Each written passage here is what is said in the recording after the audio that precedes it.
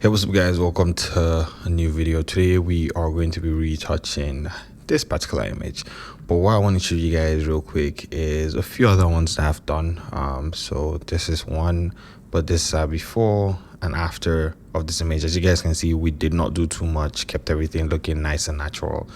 And this is the before and this is the after. You guys can see everything looks really nice and natural, and I'll be showing you guys how to achieve this look in Photoshop. First thing I want to do is copy the settings I've used in this particular image and then paste it here. But don't worry, I'll tell you guys exactly what the settings are.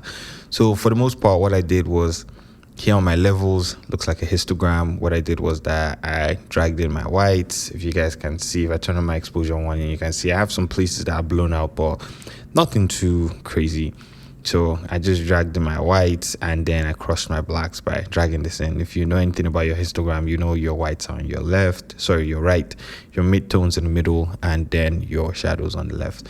I also reduced my highlights, and that was about it. That is everything I did in Capture One. So what I'm going to do right now is move this image to Photoshop. So I'm going to edit with Photoshop, and what we'll do is bring out these settings that I use and then edit. So get into Photoshop and see how to edit this image as cleanly as possible.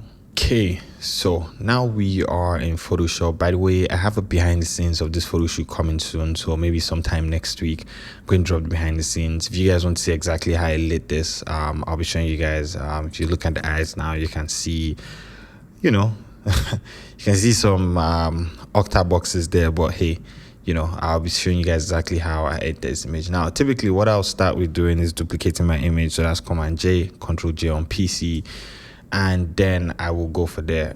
From there, I typically will take out this tattoo because I had a conversation with her. By the way, this is Justine. She's an amazing model here in Toronto. So if you're ever looking for a model to work with, definitely check out. So we did have a conversation about like the whole idea of taking out these tattoos, and but for now I'm just going to leave it. But I could just show you guys how to do it. It's very easy, especially with AI now. You're just going to just get this part like this, and then I think generative fill should do a good job just taking it out. You don't have to tell it anything, just generate, and it will probably just do a good job taking that out. It will probably still leave this part of the hand there, so let's see what it's going to do.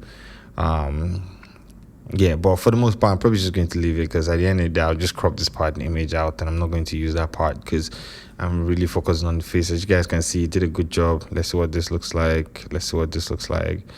So yeah, one of these ones will work. Honestly, like anything here will work. Let me see, before, after. Let me see this one, before, after. I'm probably just going to use this one. Let me see what this looks like, before, after. Maybe this one, first one's best.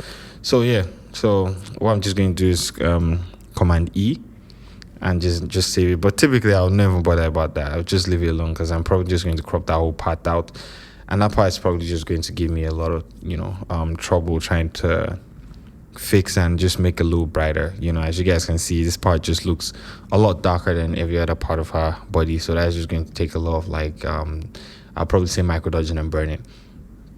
Okay, so the first thing I want to do is take out blemishes, but as you guys can see, she does not have any serious blemish on her face that I need to go in with the patch tool or with the clone stamp tool to take out right now.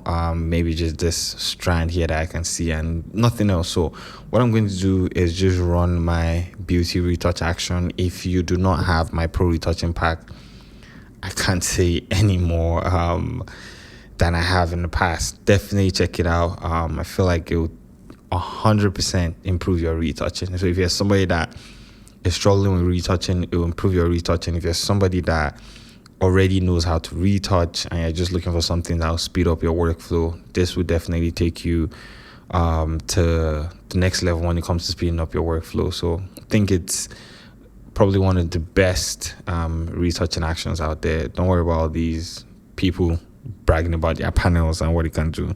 Trust me, it's one of the best retouching actions out there. So great. So now what I'll do is just now take out some of these blemishes. So I'll pick my clone stamp tool, make sure I'm on my current layer and I'm working here with the high texture. So what I'm going to do is just take a few of these right here.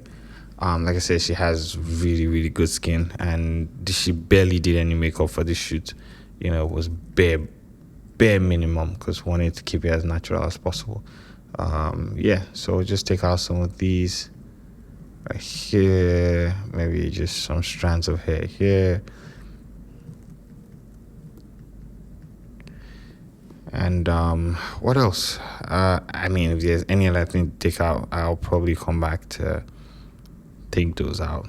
But for the most part, like I said, she has really good skin. I'm just going to zoom out a little bit. I'm not really sure if I want to take out too much with this, because I don't know what I did in the last edit, but hey. Okay, here on her body, maybe just this one's right here. Probably have to check out the previous image that I retouched, because I would want everything to I want everything to look the same. Okay, great. So up here, I'm just going to take out a few of these right here. Just fix these right here.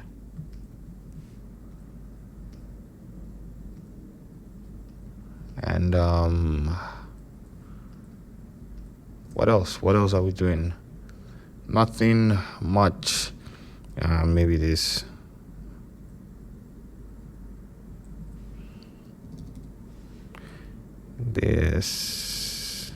Yes. Okay, great. I think we are good for now. If anything, I can always come back and sort other things out, but for now we're good. And that's why, you know, like, if you can, especially for personal projects, just should be able to have really good skin. So what I'm going to do is come down to paint here, and I will pick a brush. So my brush is just going to be a regular brush. Anything between 20 and 30 is fine. Make sure that my foreground color is white, and that's it. Not your mixer brush, not that brush, just your regular brush, and then just paint over her face. Make sure that you are not getting the eyes, you know. Yeah, you don't want to get those, but just paint over every other place that you feel like needs to be retouched, apart from the eyes, the eyebrows, the lips. Yeah, you don't want to get all those parts. Okay, let's see what that looks like. This before, after, so you guys can see. Look at how much progress we've made before and after. And honestly, you can call it a day right there. If you're somebody that does not want to have your image looking too retouched, so I'm just going to get some of the body right here. Let's see the before and after of the body. Look at that. So you can come down here and get some of these, get the hand. So like I said, I'm just using a white brush. So this is the before and this is the after. If you want to do more, you can come to the extra smooth and then, you know, add a little bit more. But I feel like this is fine. I do not want to use the extra smooth. Maybe I should try to use that just to see what that would look like, but it'll still be on the face. The extra smooth is just smoothing out some of these places. Nothing too much, just because typically I'll just move to micro touch and burn. But let me see what that looks like. Okay, let's see. Yeah, definitely smoothing it out just a little bit more. That's a before, that's a after. What I'm going to do right now is run my complete dodge and burn, because typically I have this check layer that it comes with. Instead of just using check layer, by the way, if you see and it's too dark, you can always just pull this middle right here. So when you double click on your levels here, you can just pull this back right here, and then you can see a bit more, right? So with my check layer on, if you look at before and after, you can see how much beauty retouch has done, you know, and it still keeps the image looking nice and original, you know. It does not look fake. So let me show you the before, after. You guys can see we've done a good job. Oh, my bad. I'm just going to zoom back in.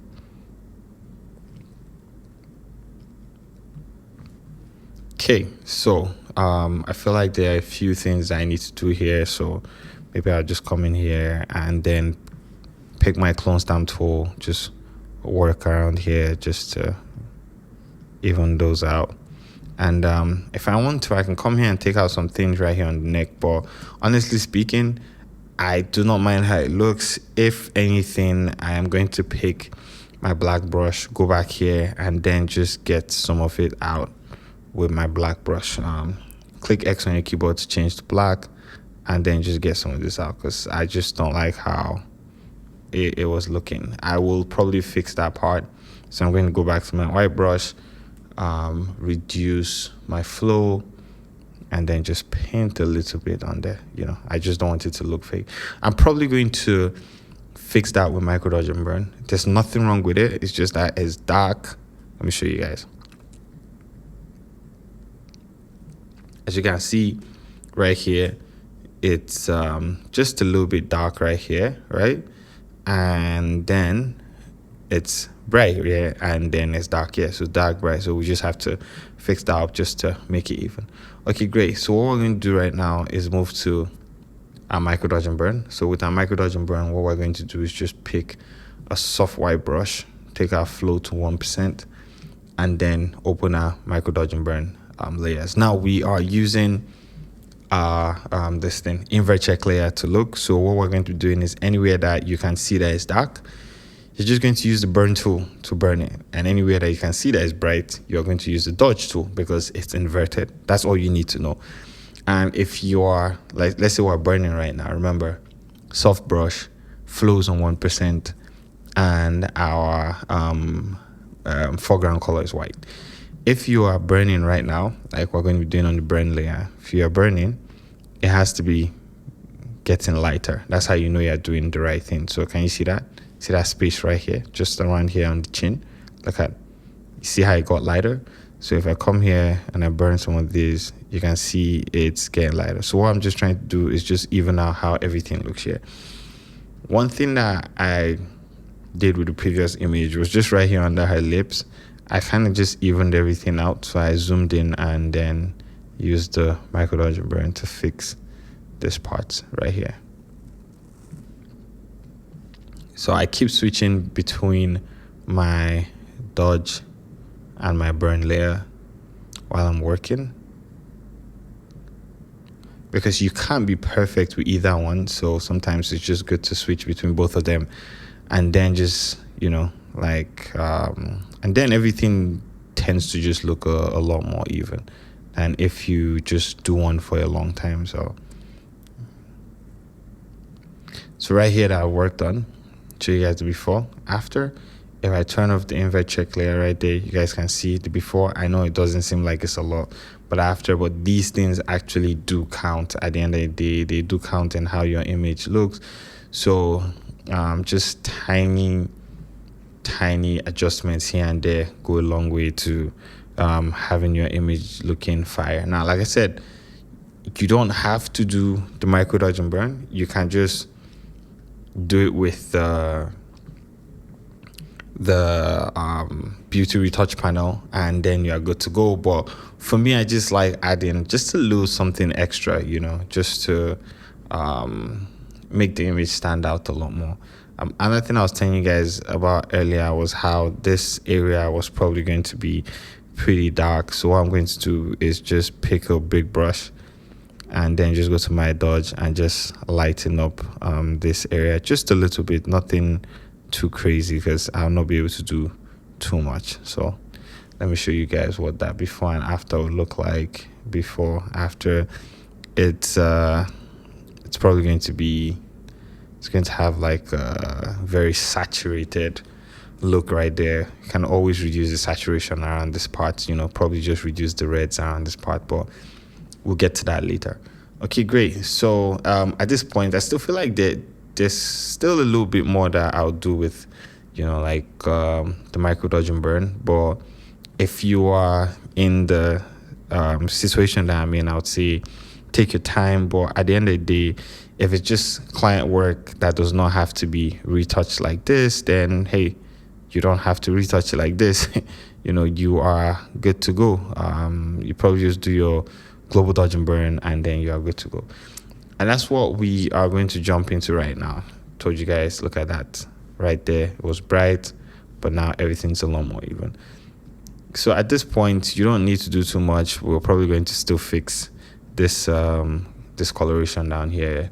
And you don't need to do too much. Like I said, at this point, you can just jump into your global dodge and burn.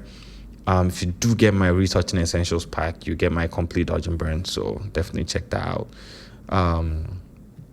So brush, take our flow all the way to 3%, come to dodge. Sometimes I just turn off all the layers that I've worked with, and I don't know why I do that, but it just helps me see where the original highlights are. Right here on the nose, right here, the lips, chin right here. I did take my time with the other images a bit more than I'm doing right here, because with the other images I just dodged and burnt a bit more. But hey, just showing you guys exactly how to do it without wasting too much of your time. And then we'll go to burn. Same thing, just burn the shadows. So you dodge the highlights, burn the shadows. Simple. It's probably one of the easiest retouching techniques out there, honestly speaking, especially if you shoot right, though. That's very important. So let's see, dodge and burn. And then I have my eyes and teeth whitening action that is free, so I just hit that. Her eyes are pretty white, so we don't have to do too much. I'm probably going to still use the same flow, or maybe just increase my flow, and then I can reduce the opacity. I'm not going to do anything to the eyes. The eyes look good, nice big catch lights there. Probably just reduce the opacity of this. Looking nice and good. Remember, we said we're going to reduce this. I don't know the best way to go about it, honestly speaking, but I'm probably just going to pick selective color and then just change my reds to maybe to cyans, and maybe reduce the yellows just a little bit. I'm not sure what I'm doing, maybe, but I will try that. Command I to invert that layer, and then just use a brush to paint over this part. As you guys can see, we did reduce it though. It's I'll probably not say it's the best way to go about it, but we did reduce it. Look at the before, look at the after. I'll probably look for a better way to go about it. Let me see, magenta, but this is typically like the best way to balance skin tones, honestly speaking. So yeah, somewhere around here is fine. The magenta was a bit too much. Let me see. Yeah, so somewhere around here is probably fine for this right now. I said before, after. As I told you guys, typically I'll probably just crop this area out, because it's just going to be a lot of work. After taking out that tattoo, that place is just going to be really dark, instead of like just fixing anything there in a situation like this. I mean, I can still go in, dodge and burn, brighten up the whole area and everything, but for the most part, let me just reduce this opacity a little bit right here. For the most part, I'm probably just going to crop that part of the image out. Instead of wasting my time, it's probably just going to look like this. Instead of wasting my time on this part of the image trying to fix that, because I didn't shoot with a reflector to bounce light off this. But like I said, behind the scenes is going to come soon, so yeah. Okay, great. So at this point, what I'm just probably going to do is just add a lot to it. So skin tone lots, maybe my 6. I think that's what I used for the previous one, just to bring everything together. Everything just looked really good. So before, after, probably just going to reduce the opacity. It's probably somewhere around 50. And look at before and after, looking good. I do have one that, not this one, but hey, let me see. Yes, this one. So I can look at so yeah, it was somewhere around 50 that I used. But as you guys can see, I kind of like worked on this just a little bit more than this one. But both of them look absolutely great. You'll probably not be able to tell a difference, to be very honest. So that's the before, that's the after. Yes, probably not be able to tell the difference. Then maybe just throw in like my levels. Maybe just drag in my shadows, crush my blacks just a little bit, and then yes, maybe my highlights, I don't know, somewhere around here. And that's about it, really. We can then save this into Capture One, but really that's it. Very simple, straight to the point. Before, after. Like I said, man, if you are not using my Pro Retouching pack, you are sleeping. Before, after, look at everything. Look at the hands, look at all these areas. Before, after. And we did all this without doing a lot of any other thing, because we didn't do a lot of micro dodge and burn and any of that. Yes, we had to come in and fix some areas around here, but for the most part, this is it. So hey, if you guys love this, give it a thumbs up. If you want to see more videos like this, let me know. And check out my Pro Retouching pack, and thank you for watching my video. See you guys in the next one. Peace out, guys.